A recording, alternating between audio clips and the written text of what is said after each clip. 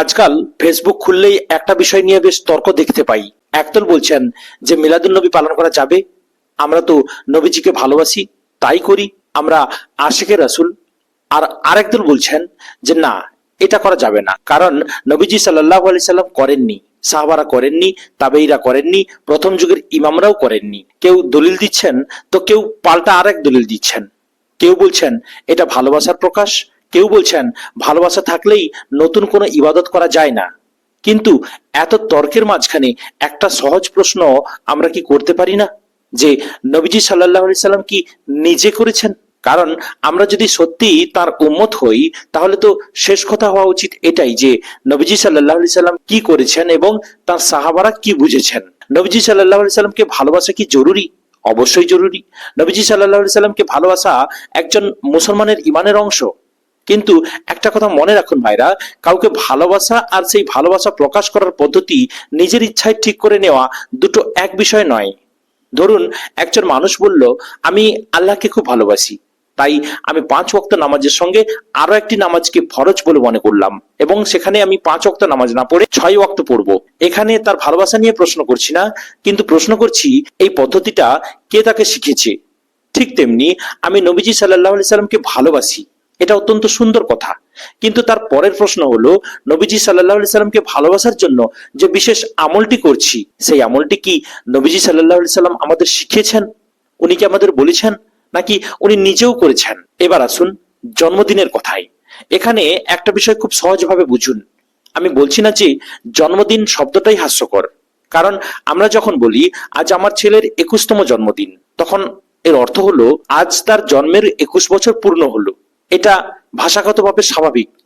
কিন্তু যদি বলা হয় আজ তার জন্মদিন, সেখানে কিন্তু একটা প্রশ্ন দাঁড়ায়। হ্যাঁ ভাইরা, দেখবেন এই যে মিলাদুন্নবী উৎসব পালন করার সময় মানে বিভিন্ন নাচ পরিবেশন করা হয়, বিভিন্ন কথা বলা হয়, সেখানে এটা স্পষ্টভাবে বলা হয় যে আজ নবী সাল্লাল্লাহু আলাইহি সাল্লামের জন্মদিন।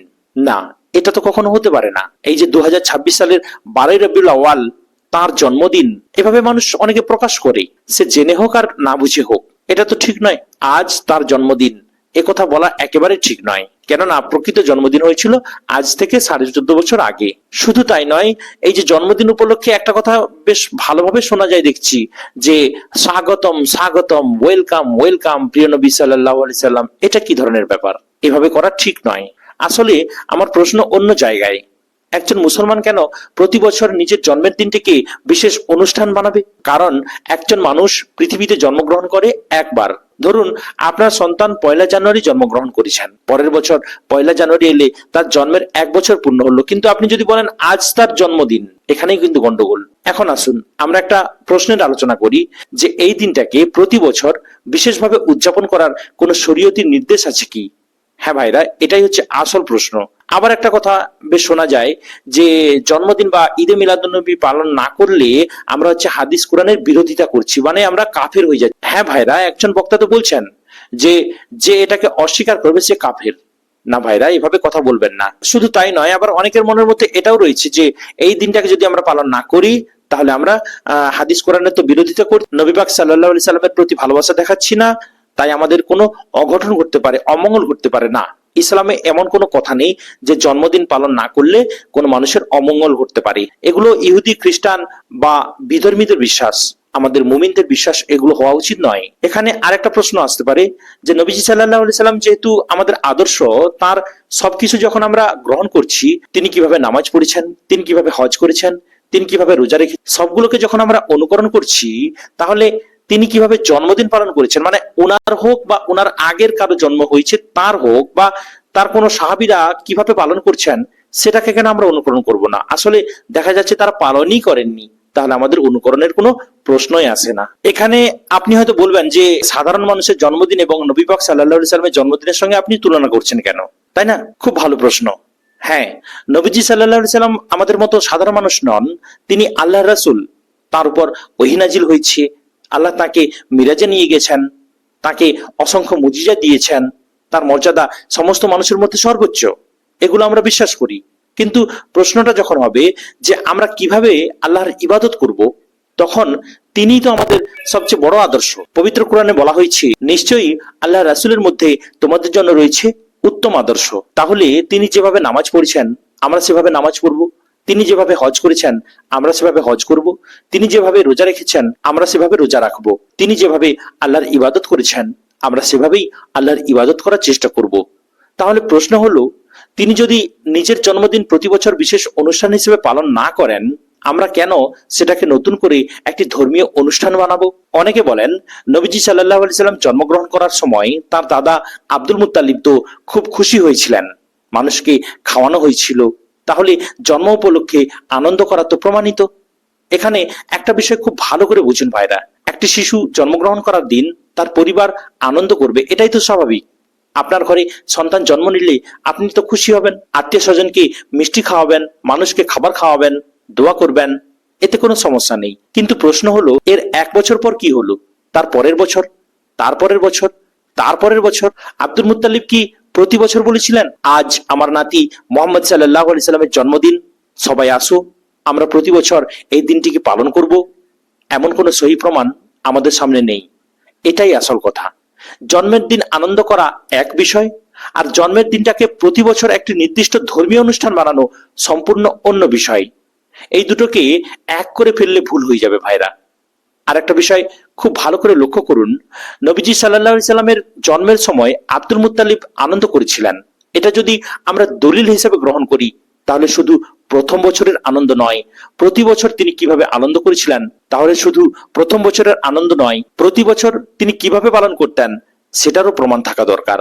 কারণ আমরা যখন কোনো আমলকে সুন্নাহ বলছি, তখন শুধু তিনি একবার খুশি হয়েছিলেন এটা যথেষ্ট নয়। প্রশ্ন হলো, তিনি কি এটাকে প্রতি বছর নিয়ম বানিয়েছিলেন? যদি না বানিয়ে থাকেন, তাহলে আমরা কিভাবে বলবো এটা নবীজির জন্মদিন পালনের সুন্নাহ? এবার আসুন সহিহ হাদিসের দিকে তাকাই আমরা। এখানে একটা অত্যন্ত গুরুত্বপূর্ণ হাদিস আছে ভাইরা। রাসূলুল্লাহ সাল্লাল্লাহু আলাইহি সাল্লামকে সোমবারের রোজা সম্পর্কে জিজ্ঞেস করা হয়েছিল। তিনি বলেছিলেন, এই দিন আমি জন্মগ্রহণ করেছি এবং এই দিনই আমার উপর ওহী নাজিল হয়েছে। খেয়াল করুন ভাইরা, নবীজি সাল্লাল্লাহু আলাইহি সাল্লাম তার জন্মের কথা স্মরণ করেছেন, কিন্তু তিনি কিভাবে স্মরণ করেছেন? না, রোজার মাধ্যমে।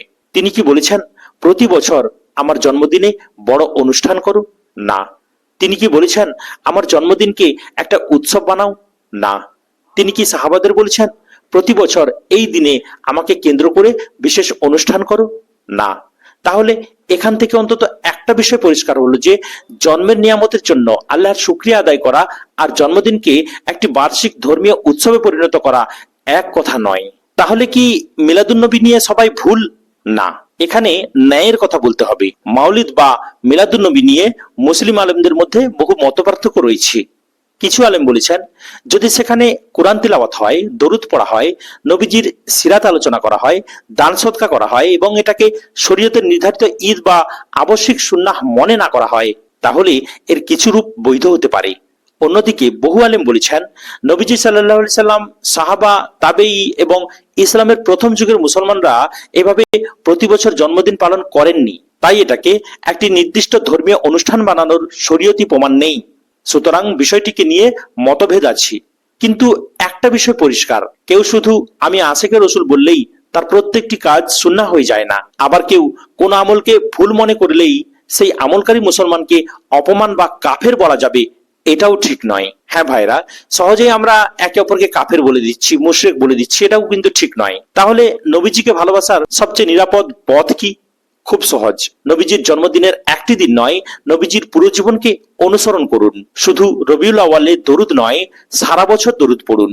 শুধু মিলাদের অনুষ্ঠানে সিরাত শুনবেন না, সারা জীবন তার সিরাত অনুসরণ করুন।